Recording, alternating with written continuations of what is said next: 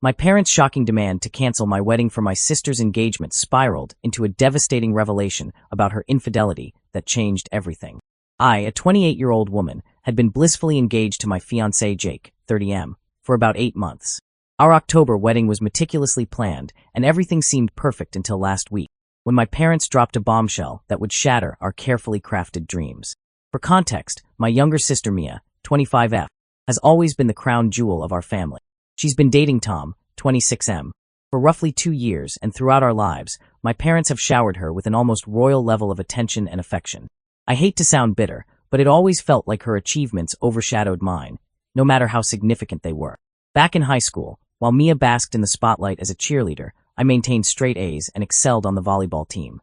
Don't get me wrong, cheerleading deserves just as much respect as any other sport, but would it have killed my parents to show even a fraction of the enthusiasm they showed for her performances at my games?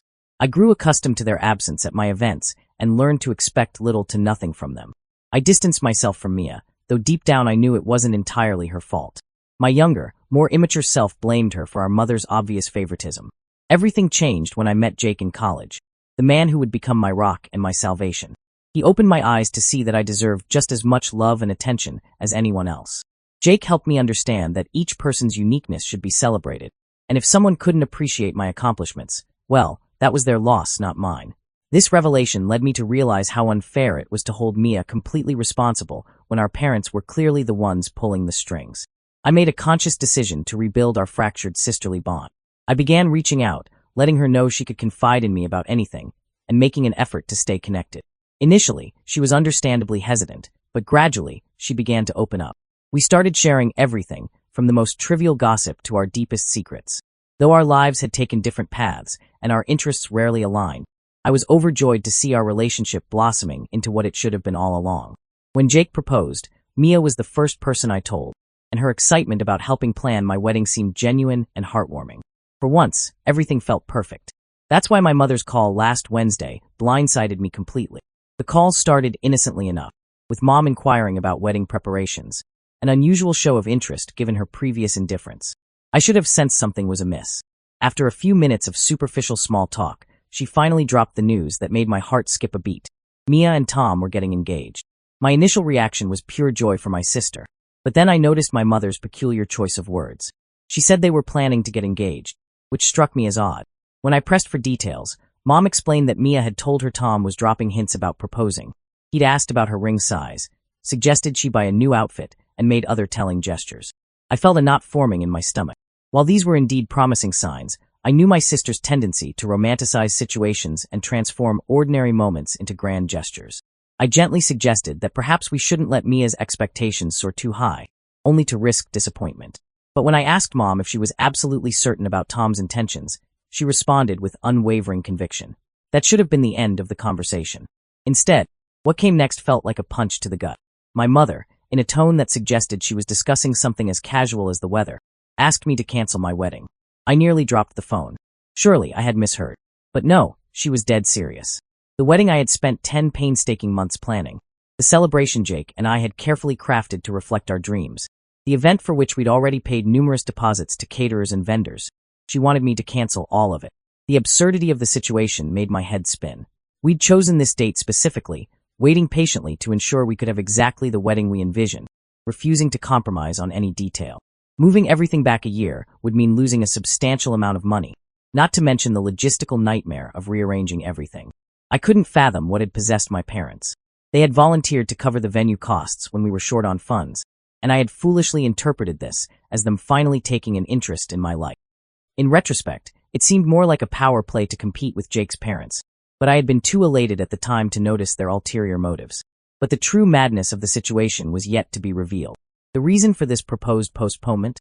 Mia wanted to be the center of attention for an entire year, complete with social media announcements and engagement photo shoots.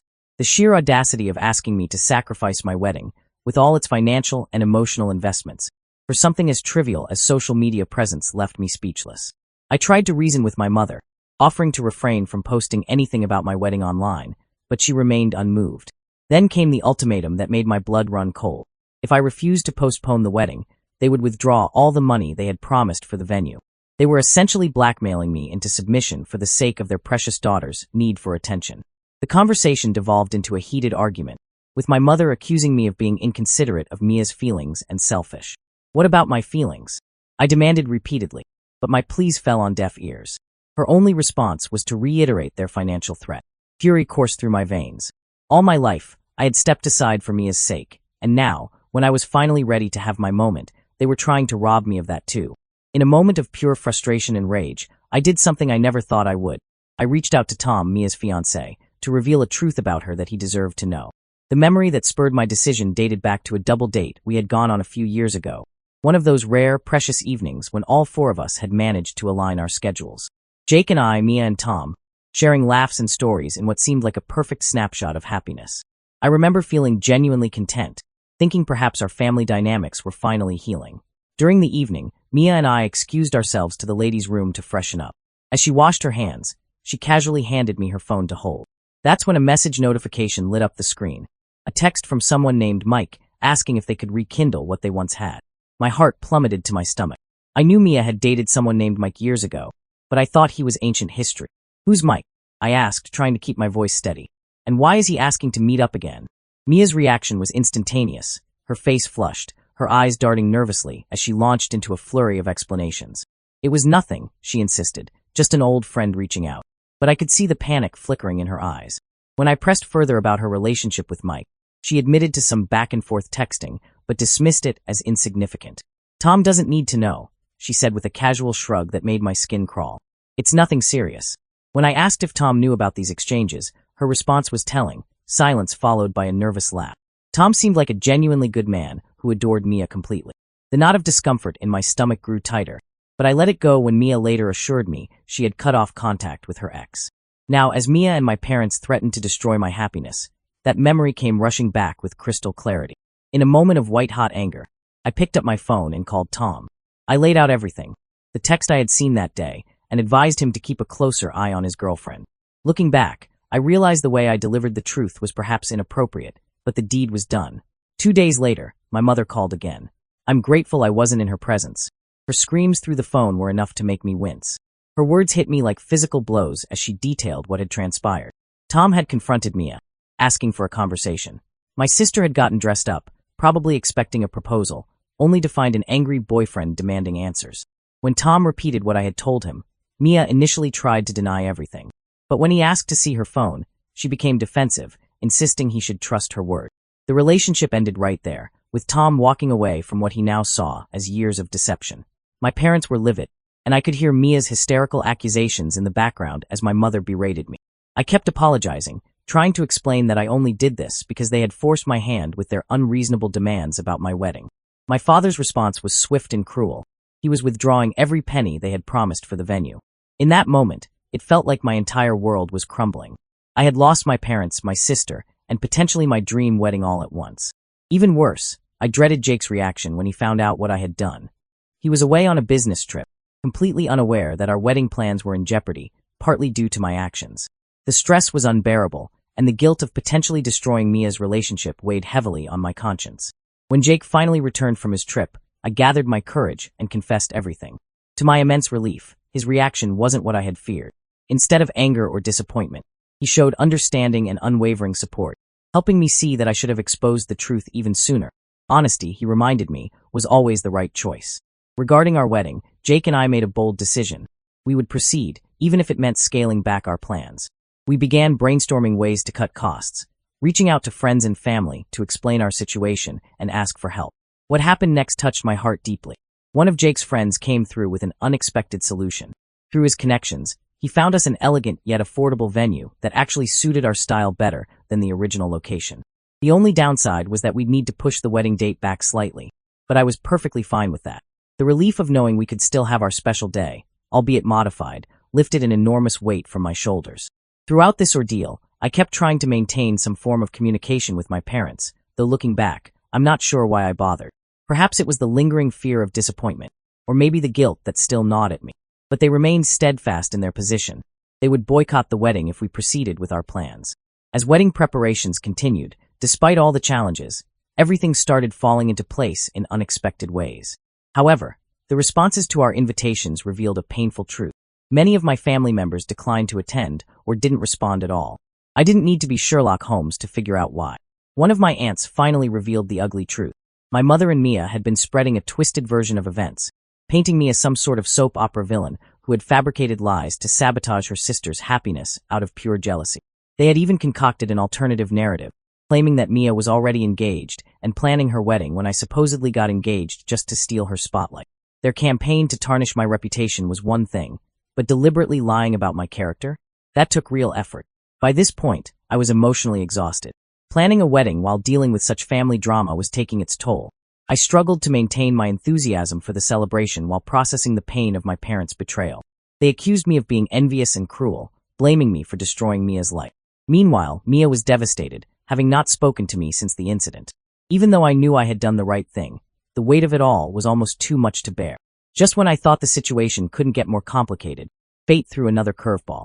Meg, a childhood friend I hadn't heard from in years, suddenly reached out.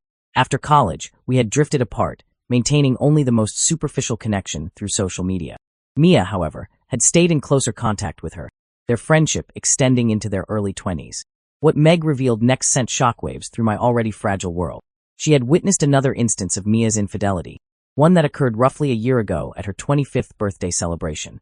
That night, Tom had been absent, supposedly away on business. As the evening progressed and the alcohol flowed freely, Meg observed Mia becoming increasingly flirtatious with several male guests, including Meg's own boyfriend. Initially, Meg had dismissed it as Mia's natural charm. She had always been a social butterfly with a flirtatious personality. Despite not having seen Mia or her partner in some time, Meg knew this behavior was pushing boundaries. But what happened next crossed a line that couldn't be uncrossed. As the party was winding down and guests were beginning to leave, Mia was caught in a compromising position with another man in one of the back rooms. Given that she and Tom had been together for 2 to 3 years at this point, the discovery was not just embarrassing, it was devastating. The incident had effectively ended Meg and Mia's friendship, shattering their years of shared history. When Meg learned about the current situation, she felt compelled to come forward. She wanted me to understand that Mia's betrayal wasn't a one-time lapse in judgment. It was a pattern of behavior she had somehow always managed to get away with. The revelation hit me like a ton of bricks. My sister's dishonesty ran deeper than I had imagined. I had only one request for Meg. Would she be willing to share this information with Tom herself? While I had acted out of necessity in revealing the truth about Mike, I wanted to avoid feeding into my family's narrative that I was acting out of jealousy. Besides, I thought it might be better if this additional blow came from someone else. When Tom received word from Meg, he requested to meet in person to discuss everything. I agreed, hoping for some kind of resolution, or at least to clear the air. When we met at a local coffee shop, Tom was visibly shaken by everything that had transpired. Meg's disclosure had been yet another devastating revelation, but he expressed gratitude for finally knowing the whole truth. Tom shared the aftermath of his breakup with Mia. Following our initial conversation, he had indeed been planning to propose, making the truth about her infidelity all the more heartbreaking. When he confronted her about the cheating, she had finally broken down and admitted everything.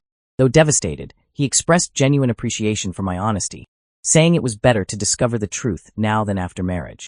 He confided that he had sensed something was off in their relationship for a while, but couldn't quite put his finger on it until my phone call. During our lengthy conversation, Tom revealed his plans to take time for personal healing and self-reflection. Despite the pain, he thanked me for having the courage to come forward with the truth. This conversation brought me a sense of closure, knowing I had done the right thing by being honest with Tom. However, the situation with my family remained tense. My parents continued to stand firmly behind Mia, insisting I had crossed a line and needed to apologize. They focused solely on Mia's pain, completely dismissing the fact that she had repeatedly betrayed someone who loved her. They seemed incapable of understanding why I had done what I did. Friends and relatives who learned the full story were overwhelmingly supportive, many expressing shock at my parents' behavior and commending me for standing up for what was right. While my emotions remained mixed, I was grateful for the support from those who understood my perspective. Jake and I focused on moving forward with our wedding plans, despite my parents' threats. Just when I thought we had weathered the worst of the storm, life threw yet another curveball. About 4 days after my initial update, events took a dramatic and unexpected turn. I was at work when Jake called, his voice tight with urgency, telling me to come home immediately. Something terrible had happened. When I arrived, Jake's face was ashen as he handed me a letter that had been slipped under our door. It was from a lawyer representing my parents, threatening legal action over the fallout from Mia's failed engagement. They were suing me for emotional distress and defamation. I stood there, stunned into silence. My own parents were actually taking legal action against me.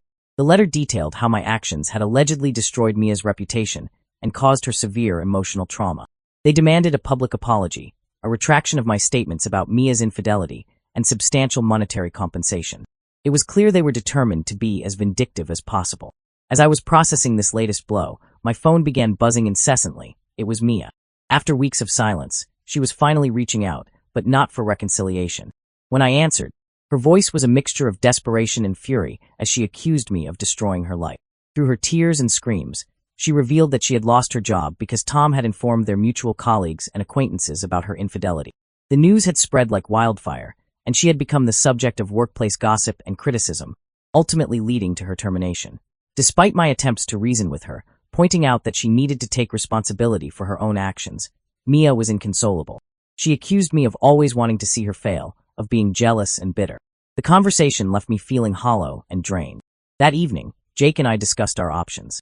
While we couldn't allow my parents to bully us into submission, we also couldn't afford to get entangled in a legal battle with them.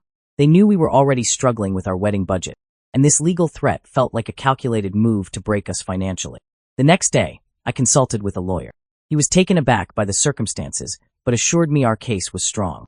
He advised us to gather all evidence of Mia's infidelity and its impact on her relationship with Tom, in case my parents followed through with their threats. He also suggested we prepare for a potential countersuit.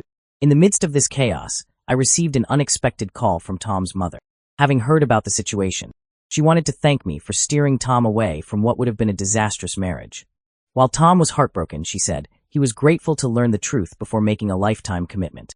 She also mentioned that Tom was planning to make a fresh start in another city.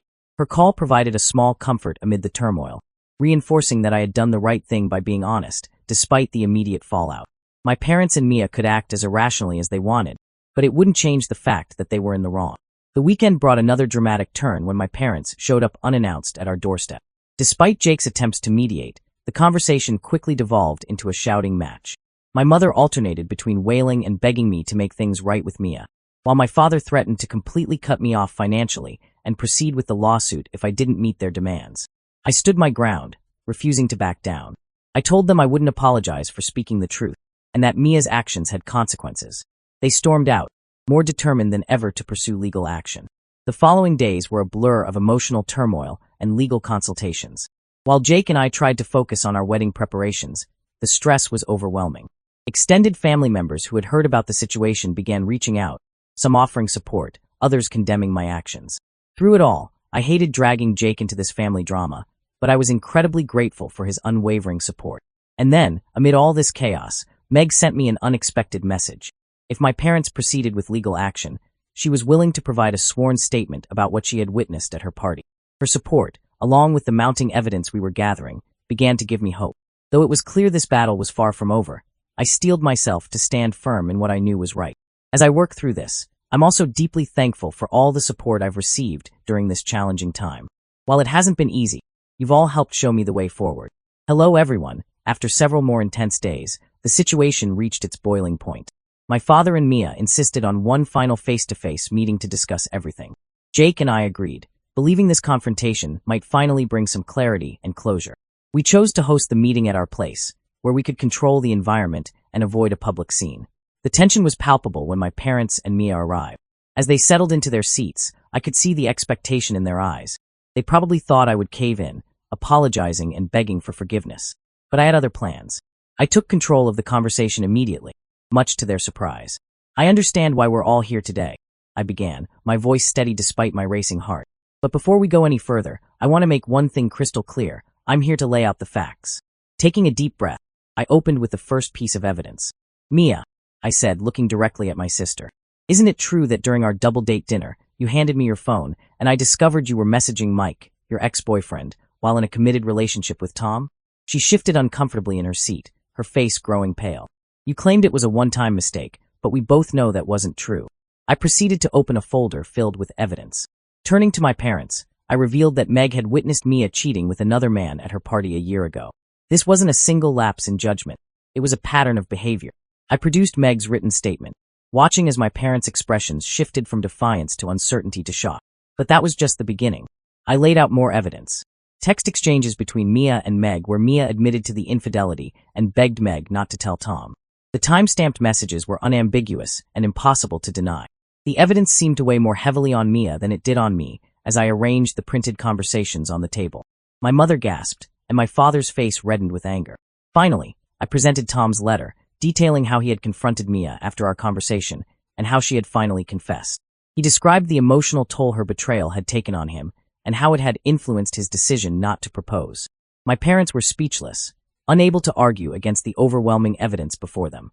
Tears welled up in Mia's eyes, but she remained silent, finally seeming to grasp the gravity of her actions.